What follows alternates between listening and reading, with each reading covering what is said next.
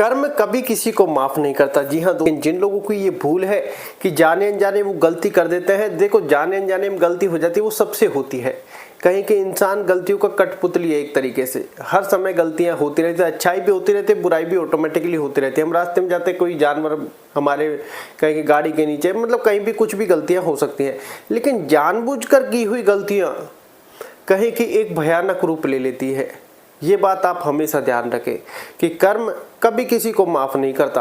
आप लोग अगल बगल में देख लेते हैं, सामने आगे पीछे देख लेते हैं, लेकिन हमेशा ऊपर देखना भूल जाते हैं और कर्मों की जो सजा मिलती है वो वहीं से मिलती है।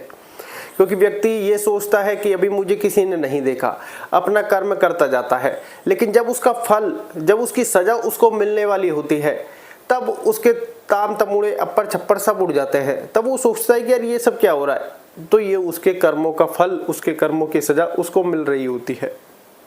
यह इससे पहले मैंने आपको काफ़ी सारी स्टोरियाँ बताई हैं। अब कर्म की सजा कैसे, देखिए दोस्तों, कुछ प्रकार के कर्म ऐसे होते हैं जैसे हमारे से जाने अनजाने हो गए। हमारी कोई ऐसी मतलब वो नहीं थी कि हम इसको किसी को परेशान करें, किसी को चोट पहुंचाए, कोई अनैतिक कर्म करें, लेकिन जाने अनजाने हो गया तो उसका कभी आपको लोड दिमाग पर नहीं लेना है। लेकिन जानबूझकर जो हम कर्म करते हैं उसकी सजा भयानक रूप ले लेती है, उसका प्रायश्चित करना मुश्किल हो जाता है।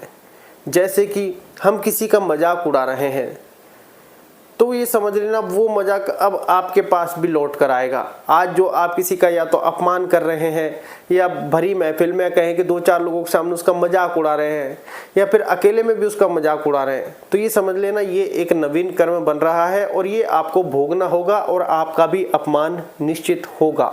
ये बात आप ध्यान रखें। अगर अज्ञानवश किसी का मजाक उड़ा रहे हैं तो वो मत उड़ाइए, क्योंकि आपको जो अब उसकी अंतर श्रद्धा से जो भी निकलेगा, उसके अंतर्मन से जो निकलेगा वो आपके लिए बड़ा खतरनाक होने वाला है। क्योंकि जाने अनजाने हम ऐसी गलती कर देते हैं, तो ये भूल कर भी आपको नहीं करनी है। अभी सच्ची कहानी के माध्यम से आपको समझने का प्रयत्न करेंगे कि आखिर कर्म कैसे लौट कर आता है। क्योंकि कर्म, ये ध्यान रखना, कभी किसी को माफ नहीं करता। इससे पहले भी हमने बताया हुआ है कि कर्म जितना हो सके अपनी बुद्धि के अनुसार सोच ले क्या ये उचित है या नहीं है। ये बात आप हमेशा ध्यान रखें। क्योंकि आज आपको लग रहा होगा हम किसी का मजाक उड़ा ले, यार इसका तो क्या ही है, तो मजाक था नॉर्मल सा। अगर सामने वाले को बुरा लगा है वो मजाक, तो फिर वो कर्म है। ये बात आप ध्यान रखें।